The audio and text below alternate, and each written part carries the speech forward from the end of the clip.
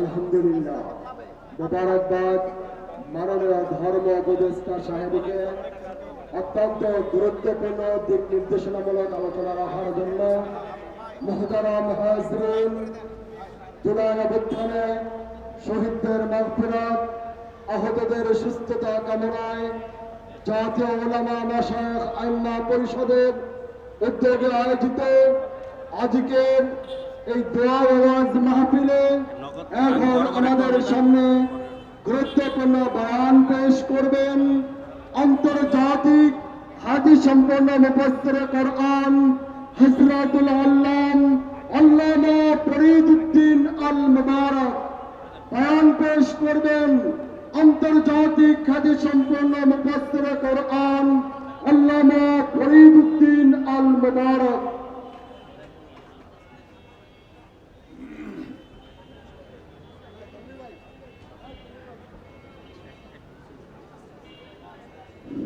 السلام عليكم ورحمة الله وبركاته. الحمد لله كفى وسلام على عباده الذين اصطفى، أما بعد فأعوذ بالله من الشيطان الرجيم. بسم الله الرحمن الرحيم. اجعلني على خزائن الأرض إني حفيظ عليم. صدق الله مولانا العظيم. قال رسول الله صلى الله عليه وسلم: من قال لا إله إلا الله دخل الجنة، أو كما قال النبي عليه الصلاة والسلام. وصدق رسوله النبي الأمي الكريم، ونحن على ذلك لمن الشاهدين والشاكرين. ربنا تقبل منا إنك أنت السميع العليم.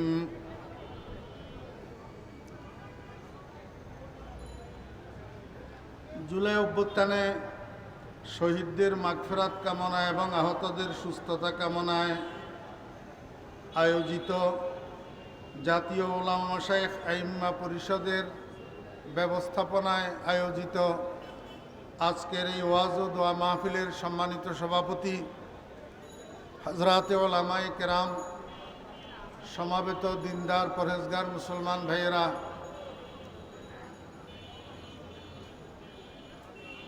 মহান আল্লাহ রাব্বুল আলামিনের অপরিসীম দয়ার এহসান আল্লাহ রাব্বুল আলামিন আমাদেরকে আজকের এই মহতি মাহফিলে অংশগ্রহণ করার জন্য তৌফিক দিয়েছেন।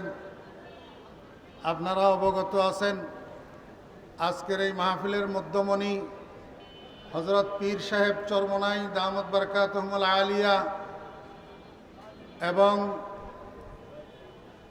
ইসলামী আন্দোলন বাংলাদেশের মহতরম নায়েবে আমির শেখে চরমনাই দামাত বারাকাতুহুল আলিয়া উভয় আমাদের মধ্যে উপস্থিত আছেন। আপনারা ধৈর্য ধরে বসুন। হযরত দ্বয় আপনাদের সামনে মূল্যবান নসিহত করবেন এবং পীর সাহেব চরমনাই দামাত বারাকাতুহুম আখেরি মুনাজাত করবেন। আপনারা আশা করি হযরতের সাথে আখেরি মুনাজাতে অংশগ্রহণ না করে কেউ যাবেন না। মেহমান বেশি, এই জন্য সময় কম। আমাকে বলা হয়েছে 20 মিনিট আমার সময়, তা আমি অল্প সময় আপনাদেরকে একটু কথা বলবো। আসলে এটাকে তো ওয়াজ মাহফিল নাম দেওয়া হয়েছে। আমি একটা হাদিস শরীফ আপনাদের সামনে পাঠ করছি। রাসূল আকরাম সাল্লাল্লাহু আলাইহি ওয়াসাল্লাম ইরশাদ করেন, মান কালা লা ইলাহা ইল্লাল্লাহ দাখালাল জান্নাহ। ওয়া ফি রিওয়ায়াতিন মান কালা লা ইলাহা ইল্লাল্লাহ মুহতাসিবান বিকলবিহি দাখালাল জান্নাহ। ওয়া ফি রিওয়ায়াতিন মান কানা আখিরু কালামিহি লা ইলাহা ইল্লাল্লাহ দাখালাল জান্নাহ, আও কামা কালা আলাইহিস সালাতু ওয়াস সালাম। এই হাদিসগুলার মর্ম অর্থ হলো, যে ব্যক্তি লা ইলাহা ইল্লাল্লাহ এই কথাটা বলে সে জান্নাতে যাবে। এখন লা ইলাহা ইল্লাল্লাহ বলার অর্থ কি? এই লা ইলাহা ইল্লাল্লাহ বলার অর্থ হইল লা ইলাহা, কোনো মাবুদ নাই। লা ইলাহা অর্থ কি? আপনাদের মনোযোগ আছে? লা ইলাহা অর্থ কি? কোনো মাবুদ নাই, কোনো উপাস্য নাই। লা মাহবুবা ইল্লাল্লাহ, কোনো বন্ধু নাই। লা ওয়ালিয়া ইল্লাল্লাহ, কোনো অভিভাবক নাই। আমি ঢাকাবাসীদেরকে জিজ্ঞেস করব, আপনি যদি কোনো পরিবারের কর্তা হইয়া থাকেন, আপনার পরিবারটা কার কথায় চলে? আপনার কথায় চলে না? আপনি যেহেতু পরিবারের কর্তা। আপনি যদি কোনো ব্যবসা প্রতিষ্ঠানের কর্তা হইয়া থাকেন, আপনার ব্যবসা প্রতিষ্ঠানটা কার কথায় চলে? আপনার কথায় চলে না?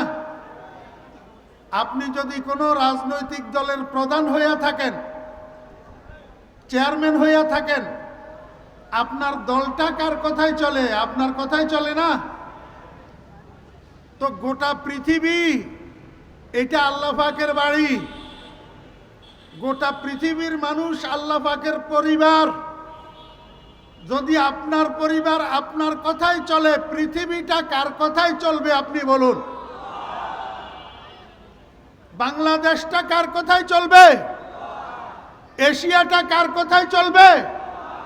আফ্রিকা কার কথায় চলবে? আমেরিকা কার কথায় চলবে? ইউরোপ কার কথায় চলবে? আল্লাহর কথায় নাকি কোনো মানুষের কথায় চলবে?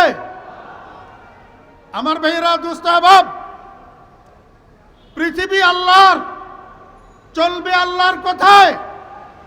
পৃথিবী আল্লাহর, লেনিন কার্ল মার্কসের কথাই চলবে না। পৃথিবী আল্লাহর, বুশের কথাই চলবে না। পৃথিবী আল্লাহর, মোদির কথাই চলবে না। পৃথিবী আল্লাহর, ড্রামের কথাই চলবে না। পৃথিবী আল্লাহর, আল্লাহর কথাই চলবে। এখন মানুষ কথাগুলাই কয়, হুজুরেরা আল্লাহ বিল্লাহ করবে, হুজুরেরা আসমানের উপরের কথা আর জমিনের নিচের কথা বলবে, মাঝখানের কথা কয় কেন? হুজুরেরা রাজনীতি করে কেন? রাজনীতি তোমার বাবার সম্পদ।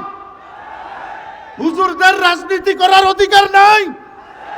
হুজুররা বাংলাদেশের নাগরিক না। হুজুররা বন্যায় ভেসে আসা, বন্যায় ভেসে আসছে হুজুররা। হুজুররা রাজনীতি করতে জানে না। বাংলাদেশে এমনও হুজুর আছে, তোমার মতো পলিটিশিয়ানকে 50 বছর ক্লাস করাইতে পারে। হুজুর দেখলেই মনে করে কিছু বুঝে সুঝে না। আমি তো বলি আলহামদুলিল্লাহ, কোনো অহংকার নয়। আমি ফরিদউদ্দিনের মতো 5-7 জন আলেম যদি সংসদে থাকে, কোন নাস্তিকের বাচ্চার সেখানে ইসলামের বক্তৃতা দেওয়ার কোনো ক্ষমতা না।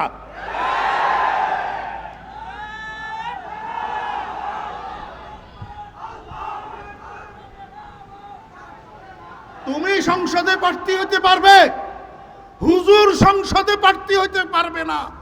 কিরে বেটা সেরুমিয়া রেজুমিয়া, হালি সহ তো চারানা লাগিস না যে লোক। হালি সহ এক হালি অত্তর করলে চারানা মূল্য হয় না। এমন মানুষ যোগ্য যোগ্য বিজ্ঞ বিজ্ঞ ওলামায়ে কেরামের বিরুদ্ধে ফেসবুকে কলম ধরা শরম নাই? হ্যাঁ, জমিন কার? আইন কার? ইসলাম শুরুই তো হয়েছে রাজনীতি দিয়া। ইসলাম শুরুই হয়েছে কি দিয়া? অতএব আলেমেরা রাজনীতি জানে না? না জানে? এই মুসলমান, তুমি নামাজ কলমা পড়ো, তুমি কেমনে বলো ইসলামে রাজনীতি নাই? হুজুররা কেন রাজনীতি করবে? মুহাম্মদুর রাসূলুল্লাহ সাল্লাল্লাহু আলাইহি ওয়াসাল্লাম রাষ্ট্র পরিচালনা করে নাই?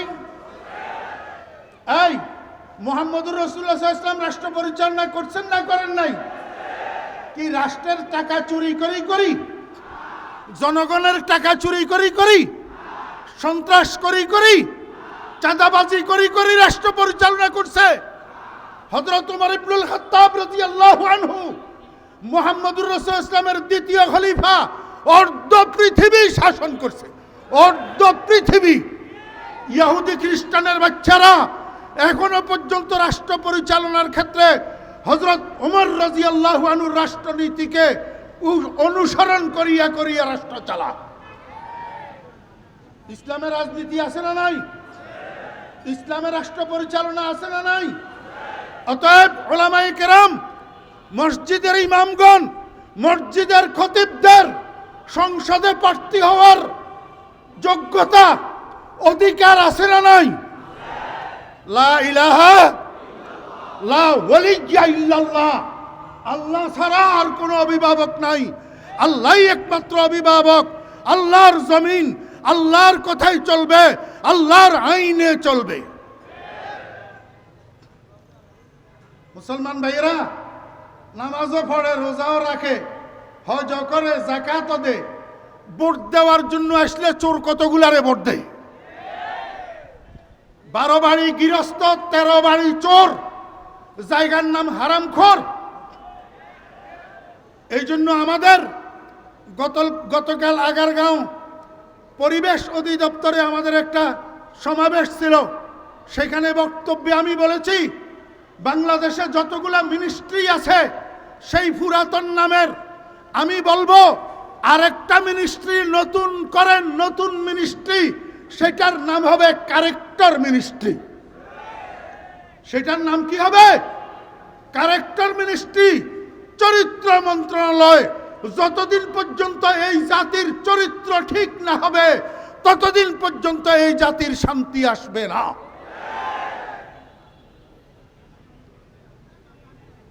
লা ইলাহা ইল্লাল্লাহ, লা ইলাহা ইল্লাল্লাহ, লা ইলাহা ইল্লা। এই জন্য পীর সাহেব চরমনাই দামাত বারাকাতুহুল আলিয়া, চরমনাই তরিকার জাকেরিন ভাইদেরকে, হুজুরের মুরিদদেরকে প্রথম সবক দে জিকিরের। কিসের জিকির? লা ইলাহা ইল্লাল্লাহ। আজকে এখানে যারা উপস্থিত আছেন, আমি আপনাদেরকে বলবো, বৃহস্পতিবার, শুক্রবার কোন মসজিদে বৃহস্পতিবার, কোন মসজিদে শুক্রবার মুজাহিদ কমিটির অধীনে চরমনাইয়ের পিসা হুজুরের মুরিদানদের হালকায় জিকির হয়, হালকায় জিকির হয়। আমি আপনাকে বলবো, আপনি যেই শিক্ষায় শিক্ষিত হন না কেন, যেই প্রফেশনে নিয়োজিত থাকুন না কেন, আপনি যেই দলের কর্মী বা নেতা হন না কেন, পীর সাহেব চরমনাইয়ের মুরিদানদের হালকায় জিকিরে বসবেন মিয়া, হালকায় জিকিরে বসবেন। সেখানে কিছুক্ষণ জিকির করবেন। জিকির করতে করতে আস্তে আস্তে দিল ঠিক হবে। দিল ঠিক হইলে চরিত্র ঠিক হবে। কি ঠিক হবে? চরিত্র ঠিক হবে। হালকায় জিকিরে বসবেন, কিছু কিছু জিকির করবেন। লা ইলাহা। এই ক্ষমতার নেশায়, টাকার নেশায়, মালের নেশায় মুখে দিয়া কি কয় সেটা পর্যন্ত খেয়াল থাকে না। চরমনাইয়ের পিসা হুজুর বলে গাঁজাখোর বলে। ওই বিয়াদব, ধ্বংস হইয়া যাবি, ধ্বংস। এখনো পীর সাহেব চরমনাই, পীর সাহেব চরমনাইয়ের কাছে এখনো মাপ চা, এখনো মাপ চাই। আল্লাহর কুতুবের কাছে এখনো মাপ চা। আমি ফরিদউদ্দিন বলে গেলাম, ধ্বংস হইয়া যাবি। যার মুখ থেকে বাইর হইছে পীর সাহেব চরমনাই মিথ্যা কথা কয়, পীর সাহেব চরমনাই গাঁজা খায়, যার মুখ থেকে বাইর হইছে এখনো হুজুর জিন্দা আছে, মাপ চা, নতুবা ধ্বংস হইয়া যাবি।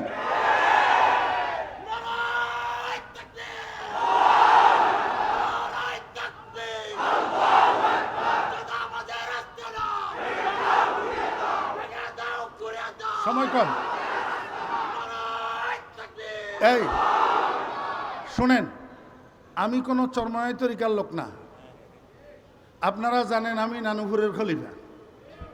জি, কিন্তু আমি পীর সাহেব চরমনাই দামত বরকাতুমের সাথে একান্তে সময় কাটানোর আমার অনেক সুযোগ হয়েছে আলহামদুলিল্লাহ। এই গত কয়েক মাস আগে আমাদের ছাগলনাইয়াতে হুজুরের মাহফিল ছিল। হুজুর রাত্রে আসি আমার মাদ্রাসায় অবস্থান করছেন, পরের দিন দুপুর 1টায় দুপুরের খানাপিনা খাইয়া আমাদের থেকে বিদায় নিয়ে আসছেন। আমি একান্তে অনেক জায়গায় অনেকবার বর্তমান পীর সাহেব হুজুরের সাথে বসার, কথা বলার, একান্তে হুজুরের সান্নিধ্য পাওয়ার আমার সুযোগ হয়েছে। আমি দেখছি এই মানুষটা মাদর জাত অলি।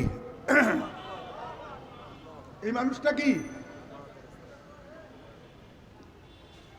আমি অন্য কারো কথা বলতেছি না, পীর সাহেব চরমনাই বর্তমান হুজুরের কথা বলতেছি। হুজুর মাদর জাত অলি, কোনো সন্দেহ নাই উনি আল্লাহর ওয়ালি, কোনো সন্দেহ।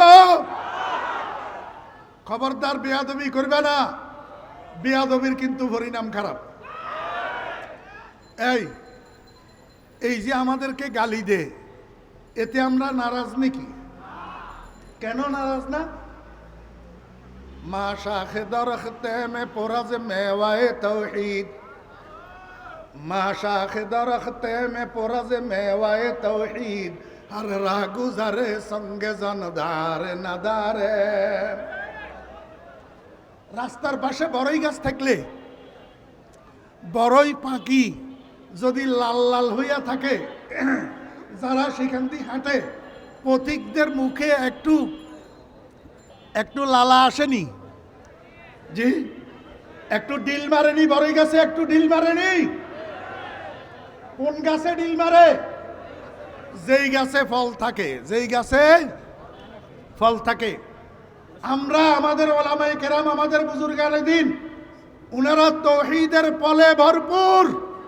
এই জন্য উনাদের দিকে বাতিলের পক্ষ থেকে ঢিল আসা এটা কোনো বিস্তর কিছু নয়।